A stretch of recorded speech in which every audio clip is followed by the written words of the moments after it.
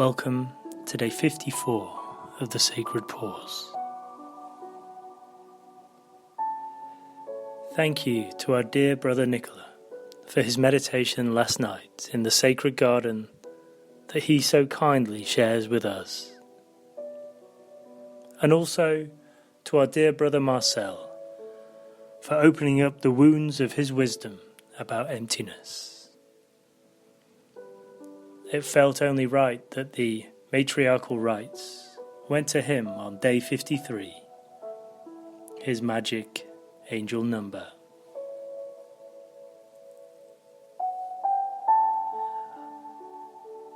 I'd like to start today with a poem, which I wrote this morning.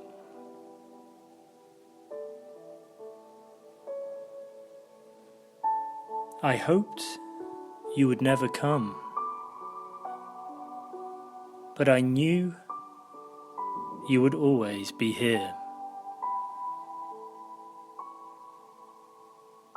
And yet now you stare me full in the face. The darkness just dissolves,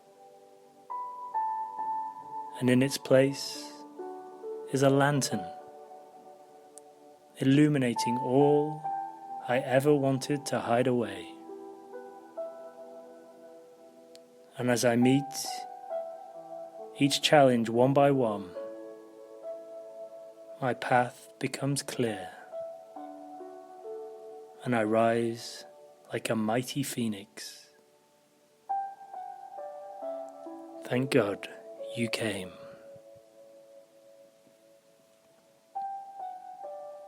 Thank you. Now today we'll step into day 3 of the 5-day plan, which will teach us all to take responsibility for our lives and allow ourselves the chance to make the right choices.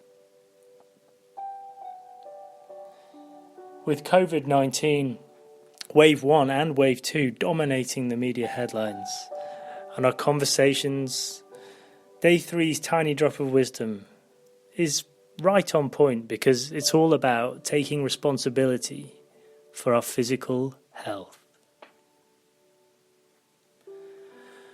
I hope that by now you've realised that the one major takeaway from the Sacred Pause wisdom drops has been to take a step back at every fight or flight situation in our lives and to get some perspective, to listen from the heart and to look through our eagle eyes where we can always get a big picture view. Now, during the last 2 months, many people have let their egos take over because they feel helpless, being stuck in their houses in lockdown and not really being able to connect with the root of the major problem of the virus.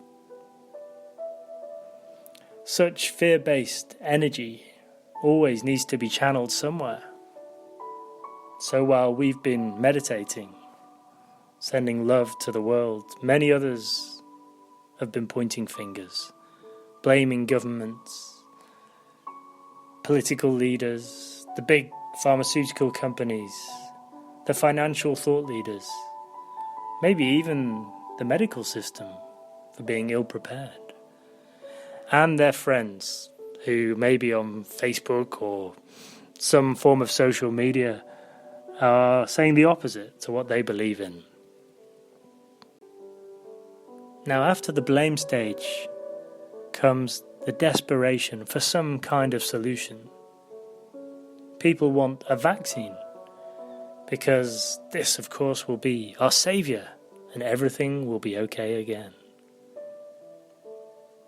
But then you speak to somebody else and they will say, well, I don't want a vaccine because that's just another way of the government or the pharmaceutical companies getting control over us. So, let's not get involved in the serpent minds. And let's move back above the mountains, where condor soars wingtip to wingtip with the Great Spirit. The place where our eagle is smiling and urging us to see the gift the Divine Mother is giving us, the beauty of the stillness, the timelessness of the sacred pause, as our great planet heals and nature is allowed to sing and dance again. Our cosmic mother is urging us to be cooperative, not competitive, to engage with and not bypass our hearts, and to remember our deep connection with Pachamama, our oneness as a whole by looking out for one another so our whole species and other species on our planet can thrive once again. And amid the chaos and the bickering about masks, vaccines, and economic woe, Eagle tells us that the most important thing we can do as individuals right now is to take responsibility for our own health. To take responsibility for our own nutrition, for our bodies, our minds, and our souls, so we can survive COVID-19 and prepare for any future pandemics. We might never contract COVID-19, and there might never be a COVID-20 or a COVID-21, but there could easily be a COVID-22 or a COVID-32 or a COVID-53, Marcel.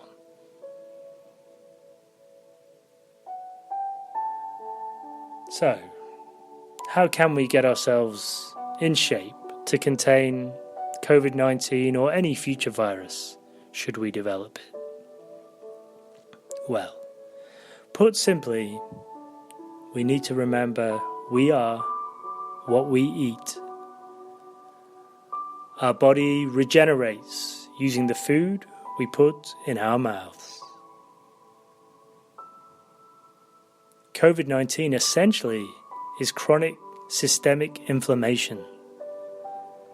Now, inflammation is good because that's when our body tries to heal. But chronic inflammation is when your body is constantly attacking itself because it believes there's something wrong. COVID creates this inflammatory response. So we need to look at reducing the inflammation. And how do we do that? Well, 4 major steps. Number 1, we improve our diet. Eat healthy, organic food. Number 2, we do 20 minutes of exercise every day. Number 3, we spend time with nature in a way that suits us. It might simply be staring at the trees, standing in our garden and doing breathing exercises. It might be walking in the mountains, swimming in the rivers or the lakes, just being outside and resetting by breathing and just connecting with the earth. And number 4, by meditating or doing your equivalent mindfulness practice, whatever you prefer. If I don't have chance to meditate, then I will simply spend 3 minutes just breathing up and down my spine.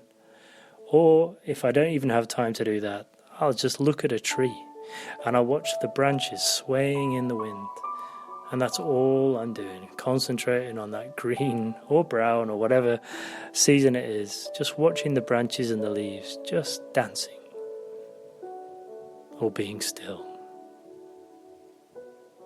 We need to remember that our brain cells, our muscle cells, and all our connected tissue and nerve endings, well, it's pretty much all grown from our nutrition, maintained through a healthy lifestyle.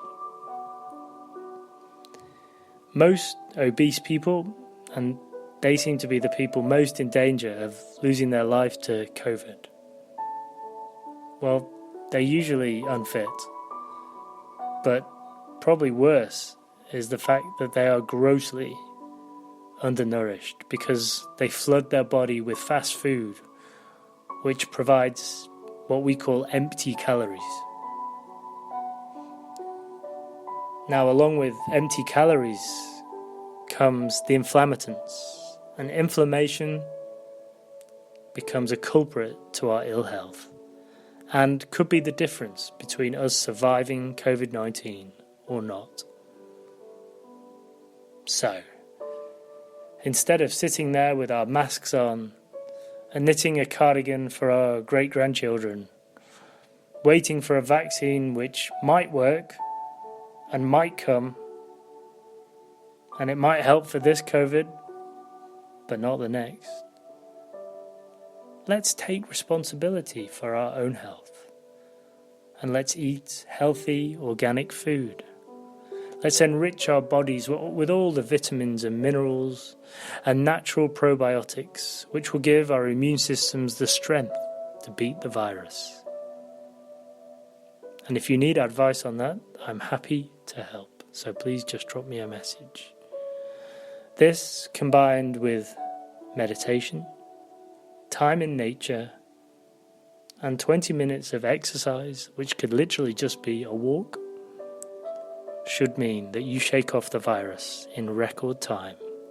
And please pass this information on to anyone who develops COVID-19 or who's scared. My brothers and sisters, we need to remember that we humans, well, we're bacterial in nature. 90% of our body is made up of microbes and not human DNA, which makes us a vast ecosystem of trillions of microorganisms. When we are in a positive relationship with them, we can survive almost anything. But if we allow our relationship with our microbes to become adversarial, that is when we get inflammation, and that is when people lose their lives. So let's send some love to the microbes in our bodies and to all the microbes in everyone's bodies. Let's build a positive relationship with the bugs, the bacteria and the microbes, because this is a microbial world.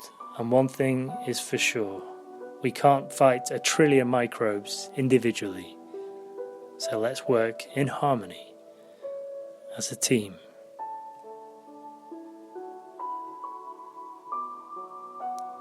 As ever, there will be a meditation tonight. Gematory taking center stage in a special elemental meditation about water, air, earth, and fire. Before you begin, please open sacred space and send healing to our seas, to our oceans and rivers, and to all the marine and river life and the reefs that grace them. Please also send healing to the firefighters. That's on behalf of Margot and everyone. Margot returned to work as a firefighter this week. Amazing work, sister. Please also send healing to the health workers and the carers who continue their incredible work across our beautiful planet.